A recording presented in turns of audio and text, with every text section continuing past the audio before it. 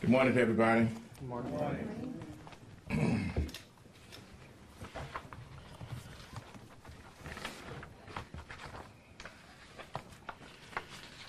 Let me first of all thank everyone for your presence this morning. I want to thank the members of the media for being here, and to thank my colleagues who are here as well. I have a statement, and then I'm going to have some of the persons standing to also have some comments, and then we'll answer any questions that you may have. And standing with me this morning are Mr. Hester Wheeler, who was a member of the board for the Detroit branch NAACP and a consultant in the community. Next to Hester is Mr. Ken Shapiro, who's a businessman, also a member of the NAACP board. Next to Ken is Mr. Donnell White, who was the executive director for the Detroit branch NAACP. And next to Donnell is Ms. Linda Thomas, who's with the Michigan Department of Civil Rights.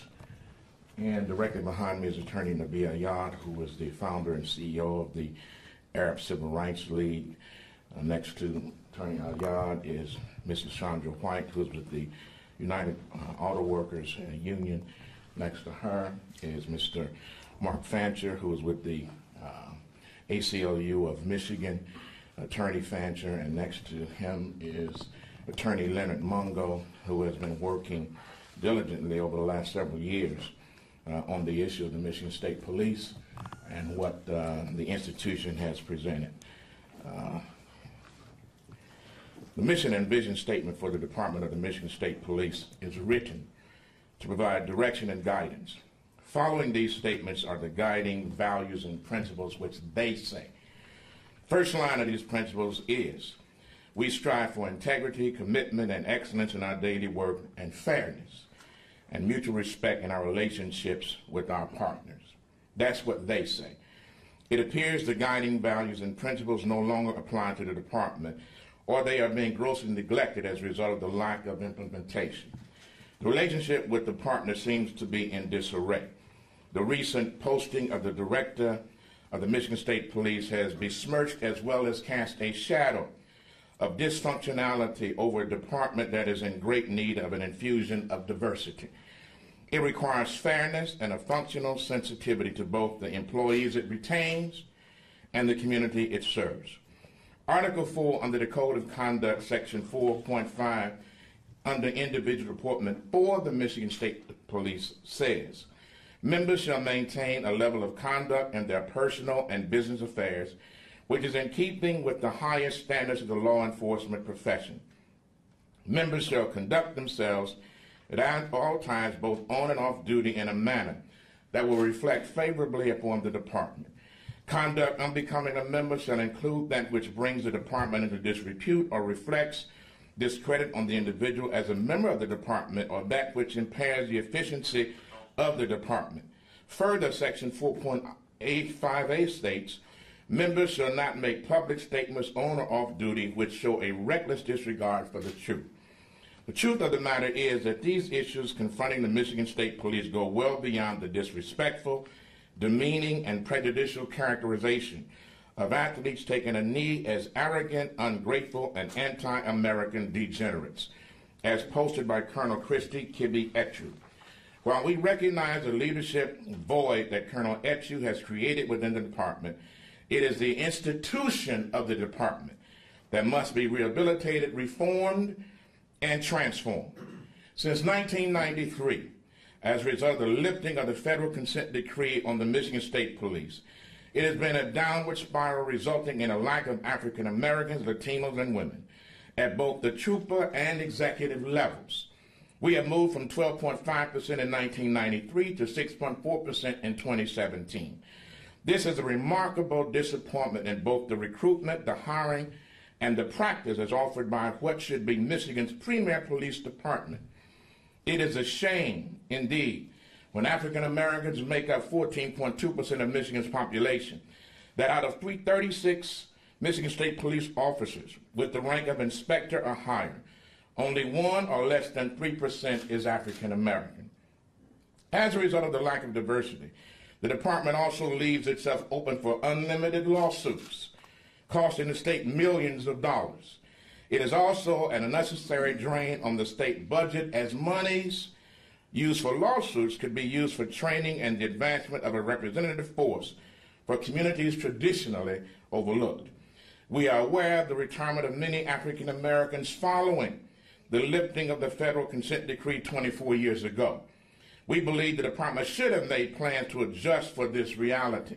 Such plans should have included increasing its recruitment program for advancement from the mid-level position to the senior position, creating a more culturally sensitive testing mechanism, implementing a more racially conscious and community-oriented understanding and value from various communities, developing a wider resource for racial sensitivity training using organizations from local communities in which troopers serve, like the NAACP, the Urban League, New Detroit, National Action Network, Council of Baptist Pastors, Wayne County Community College District. It is no surprise, therefore, that we would now be witnessing such posts from the leader of this organization. Posts such as the one we have witnessed have a tendency to impugn the character and motivation of people with different views. The current state of the Michigan State Police tends to divide and create certain biases among the employees as well as communities in which the state police are pledged to serve. We have asked the governor for an opportunity to sit down and discuss the future of the director as well as the department, its policies, programs, and recruitment practices. We further believe that our congressional representatives need to look very closely at the Michigan State Police. We're calling on them to look at the operation and the ability of the state police to be an equitable law enforcement department in communities of color.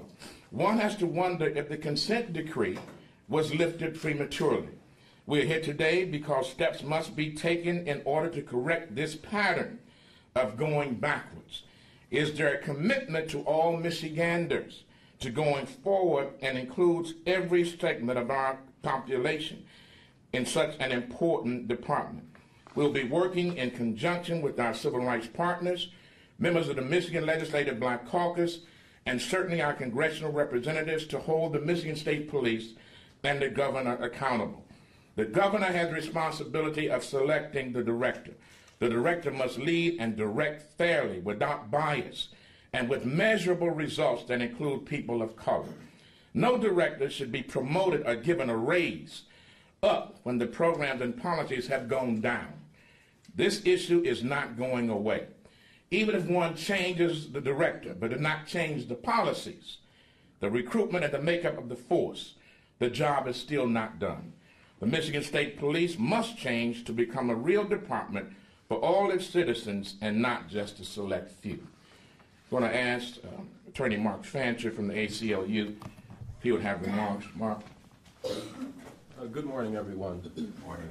You know, unless someone has been living under a rock, they're very familiar with the fact that the relationships between law enforcement and communities of color are at an all-time low. And while the ACLU can get involved in trying to work from the outside to change the way that the Michigan State Police conducts its affairs, specifically urging them to actually identify the race of those that they stop and to chronicle them, you know, as we have done, or as Attorney Mungo can get involved in filing litigation that tries to bring about reform, as the NAACP can continue to try and change policies. All of us can try and change from the outside those things which are creating a terrible rift between law enforcement and communities of color. But ultimately, the only thing that will actually make a real difference is if the culture of law enforcement changes itself. And the only people who can do that are the people within law enforcement. As long as law enforcement believes that it's acceptable to discriminate, to harass, to bully, to beat, to kill people of color, then it will continue. The tone is set for the culture of law enforcement by those who lead it. And if the leader of Michigan State Police believes that those who in good conscience and in good faith and with hope for real change, when they agitate and when they advocate for changes in law enforcement when they're described as degenerates. When they're disciplined athletes, professional athletes, many of them with university degrees, are described in this way, it sends a message to those within the ranks of Michigan State Police that this is acceptable. And if law enforcement officers believe that the people of the quality and the caliber of those engaging in the protests are degenerates, then we can only assume what they believe about people who have a lower profile, the people that they encounter from day to day. The person who leads the Michigan State Police must set a tone, must establish a tone, must help to create a culture that appreciates and recognizes the value of all people, regardless of their color, and administers justice fairly and ensures the protection of the human and civil rights and civil liberties of all who live within the state of Michigan. And at this point, the director is not doing that, and the ACLU of Michigan calls upon her to resign. Attorney Mungo. Good morning, everyone. Good morning. I have been, as a litigator, living in the belly of this monster since 2012, when I filed the first lawsuit against the Michigan State Police on behalf of two very dutiful, brave troopers who had become a part of the forensic firearms examiners training for the Michigan State Police. They scored higher than their white counterparts, but they did not get their promotion to sergeants. During the course of the training, the kind of discriminatory, derogatory, and demeaning and dehumanizing verbal conduct of the trainers was quite evident. And what stands out in my mind is an affidavit that I attached to the pleadings in this case, in which both of those troopers indicated that they had gone during the course of the training to become forensic firearms examiners, that they were to participate in a shooting exercise. And the white trainer indicated that today we're going to shoot cans. Puerto Ricans and African Americans. Okay? And the lieutenant that was in charge of that training with the state police, a white lieutenant, didn't say one thing. In fact, troopers are afraid to speak up about the demeaning, dehumanizing, and unfair, unlawful, discriminatory treatment during the course of their employment. So much so that African Americans are really discouraged from even applying, speaking of the disparity of African Americans in that force, because of this kind of treatment and this kind of culture, this type of custom that has been adopted and condoned. Even one of my troopers, the first that I filed a lawsuit on behalf of, the first African American canine handler, if you can believe it, in the history of this agency, highly decorated and received the highest performance evaluations. Nothing was wrong with this gentleman's performance at all as a trooper. Very brave trooper, top of his field, was called Sambo and buckwheat, and all black men used crack, including this trooper calling his name, by the unit commander. And this went on for years, I have to applaud some of the white troopers because it was a white trooper that reported this. And the African American was afraid to speak up about it. And then, of course, these are some anecdotal kind of examples of what happens during the course of employment that African American employees, troopers, have to experience. But now let me point out one other layer. There's a problem with African Americans even getting in the door. It begins with the law enforcement entry exam, which African Americans are failing at a rate of 86%. 86%. Whites are failing it at a rate of 46%. Now, we have a lawsuit pending right now against the Civil Service Commission and its director to examine and identify the culturally biased discriminatory aspects of that exam. We know that exam is produced by a company by the name of Metrics, and they provide these entry-level law enforcement exams for law enforcement agencies across the country, which may speak to some extent why we have this problem across the country, okay?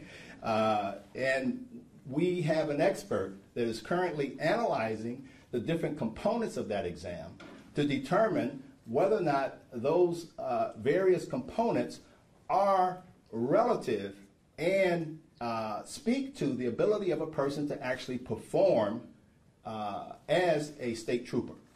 We do not believe that there is. In fact, the exam was changed in 2014, right after the two state troopers who successfully litigated the forensic firearm examiners' failure to promote them into the position of forensic firearm examiners. They got a $5.27 million jury verdict. The Court of Appeals upheld that just last year, August of last year. And they changed the test right after that. And we deposed the designated person to speak on behalf of the Civil Service Commission yesterday. And there are some real concerns about the bias in that test. We will know with more certainty as the litigation progresses. The second part, let me say this one last thing. The second part is once the few African Americans who are able to pass that exam get through the door, they are weeded out through the bias selection process. There are no standards, there are no written standards for the most part, particularly in those areas in which African Americans are weeded out. It's all subjective. Thank you. Ms. Linda Thomas with the Michigan Department of Civil Rights. Good morning. Good morning. I'm standing on behalf of the Michigan Department of Civil Rights to say that we very much support the NAACP. We've had a long-standing partnership with the department and the Michigan Department of Civil Rights and the NAACP, and we're poised to stand against any type of discriminatory actions that are being placed on anyone in the state of Michigan.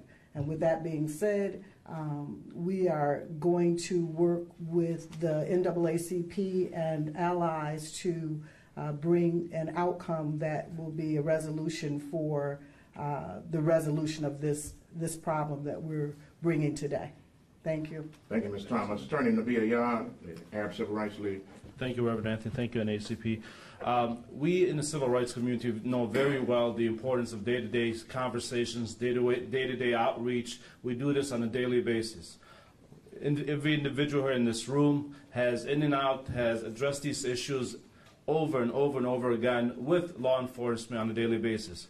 When something like this happens, where the director of the Michigan State Police says such damning information, statements out there, you could only imagine what she's feeling in person or behind closed doors. She is at the helm. She is supposed to send a very strong message to her constituents. There's nothing more important than law enforcement in the community, and the community itself to know that law enforcement has its back. What this director has done, instead of to serve and protect, she is serving and dividing this state. Like Ralph said, you must be under a rock not to know the sensitivities that are going on across this country. As an attorney that's suing the government for the Terrence Kellum case family and suing municipalities, we are at the trickle down the effect of this that we see. We will never, never, never allow any law enforcement agency to sensitize us to a level where it becomes acceptable for this kind of conversation and speech to be put forward. Because we know how dangerous it is, and history has showed us how dangerous it is. So, unfortunately, she's got to go. She has to go. When she is sending such a message, it's clear it's not just her at the helm, it's an institutional problem. She is so comfortable and making it on Facebook, putting it out to the world that this is how comfortable she is with it. There's absolutely a huge, huge problems, and we're calling on the governor to do the right thing and have her resign. Thank you, Attorney Nabil Yard. Ms. LaShondra White of the UAW.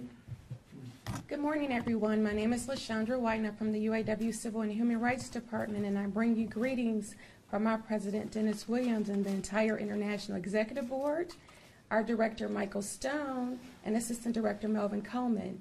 And we stand with the NAACP. We don't support any type of injustices.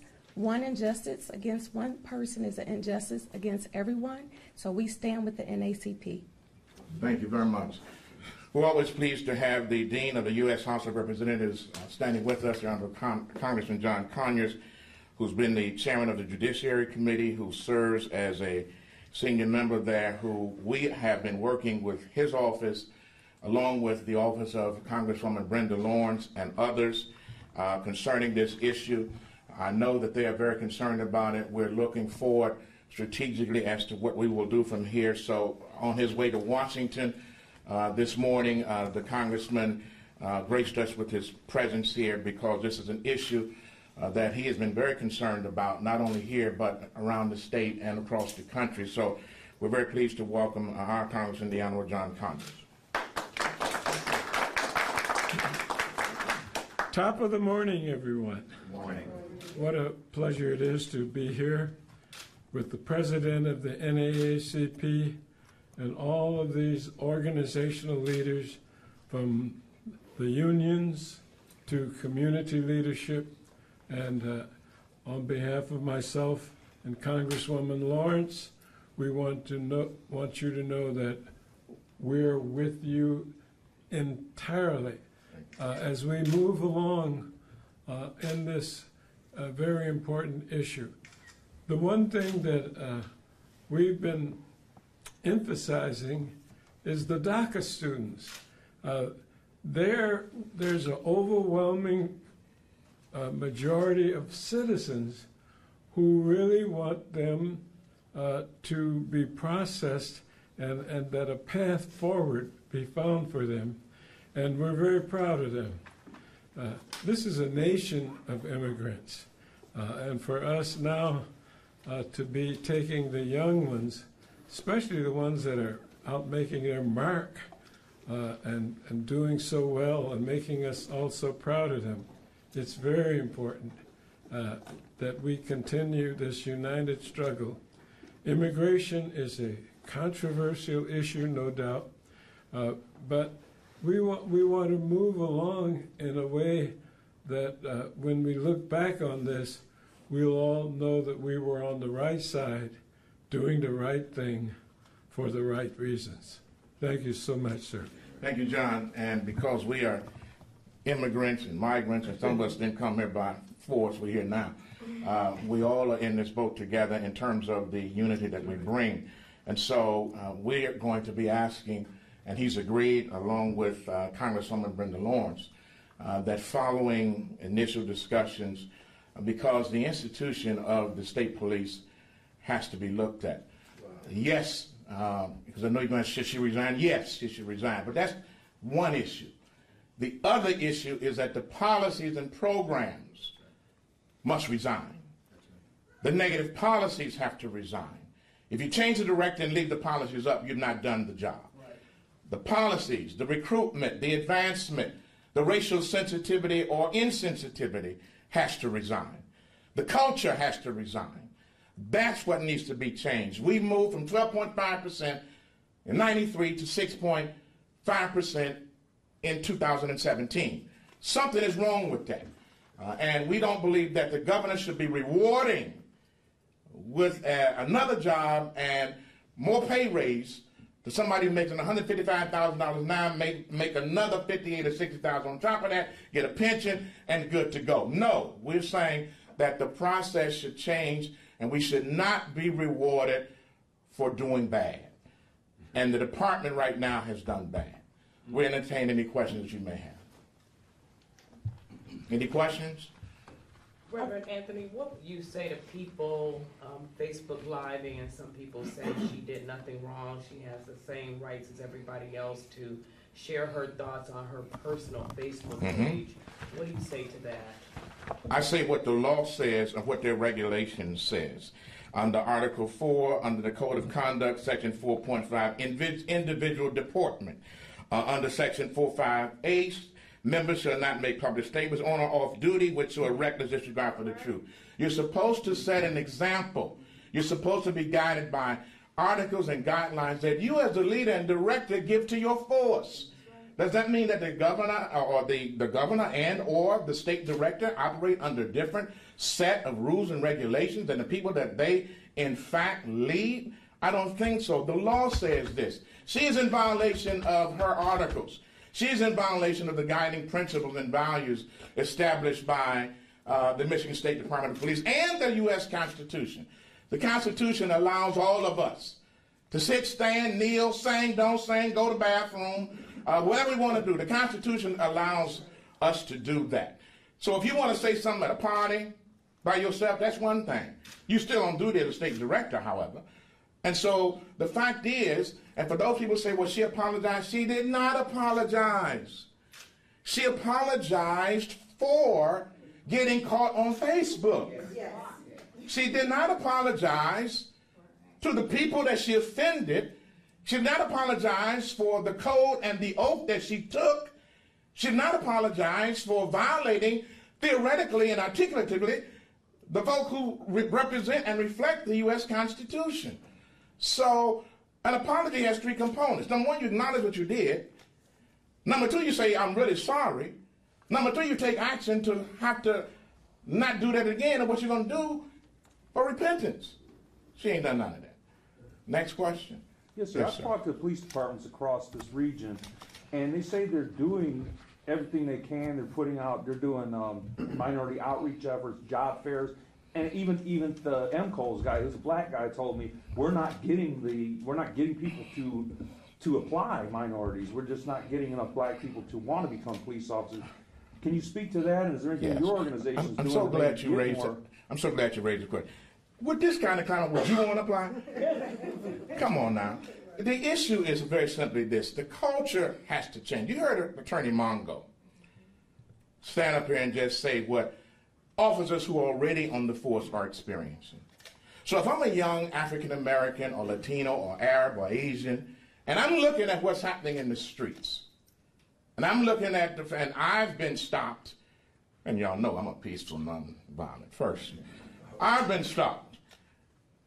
And I'm simply saying it's the attitude, the way you project that, and the culture inside the department, as well as the fact that maybe they're not talking to the right people.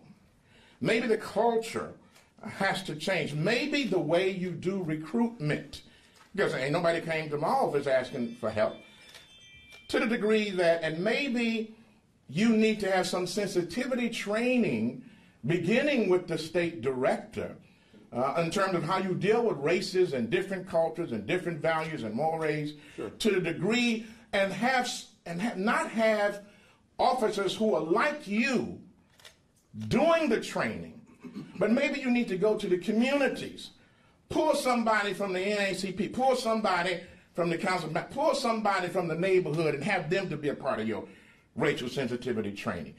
Pull somebody from the communities in which you're serving, which has a better shot at getting folk to come on board. And then when officers are guilty of wrongdoing, don't just defend them. For example, the officer who tased this young man, Damon Grimes, he resigned. But what about the sergeant who misused some of the material, the wire that was involved? What about the other officers? And what about moving them from not from this one police department, but shifting them to another department so they can still do the same thing without holding them accountable for the initial thing that they did? So I'm with you. I believe that.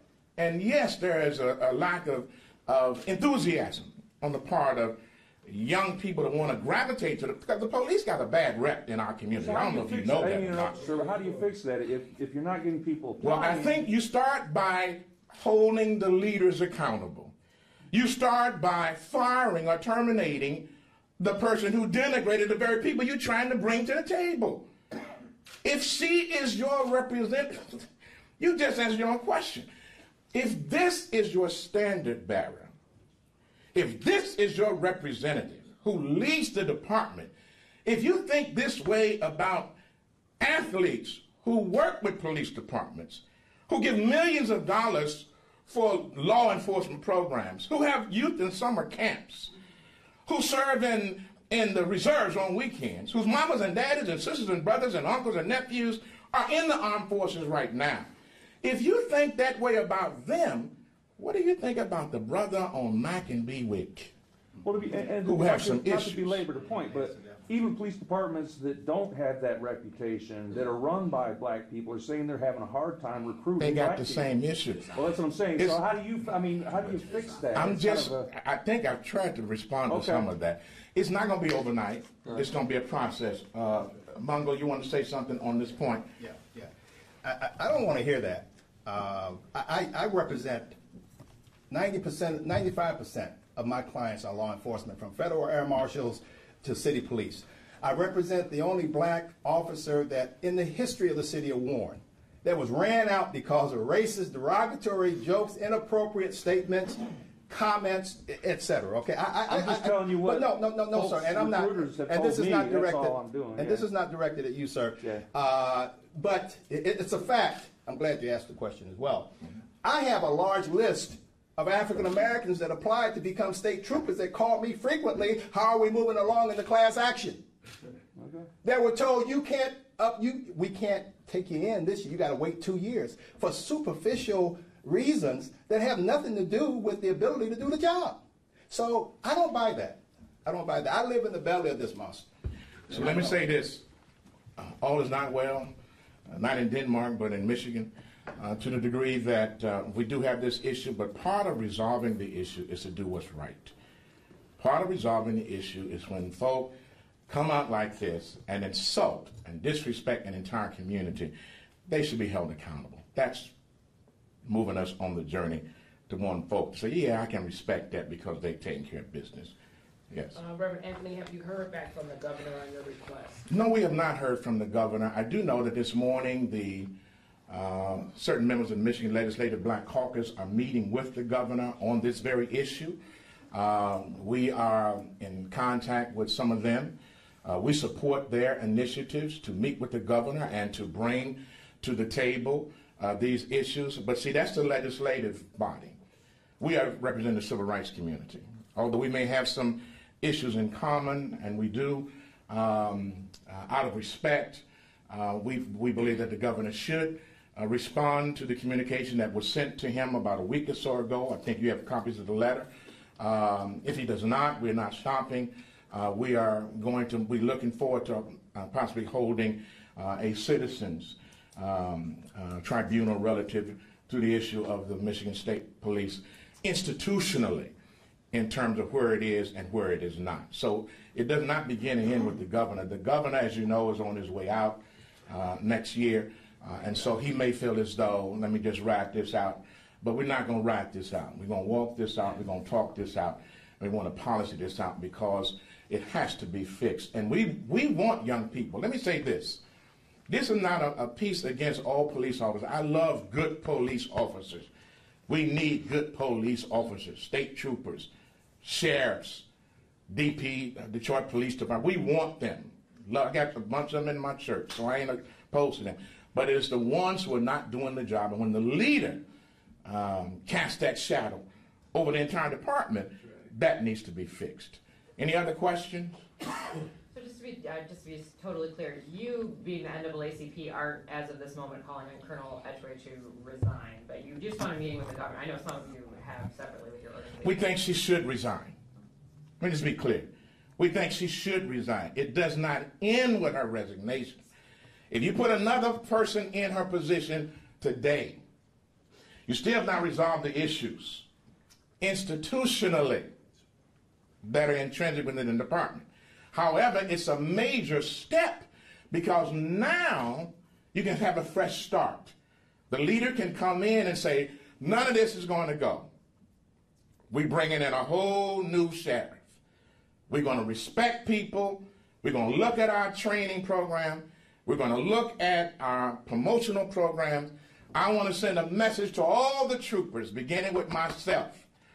We respect folks' right to exercise their constitutional authority, unencumbered, peacefully and nonviolently. And we're here to serve. We're not here to diss. Any other questions? Thank you very much. We appreciate you.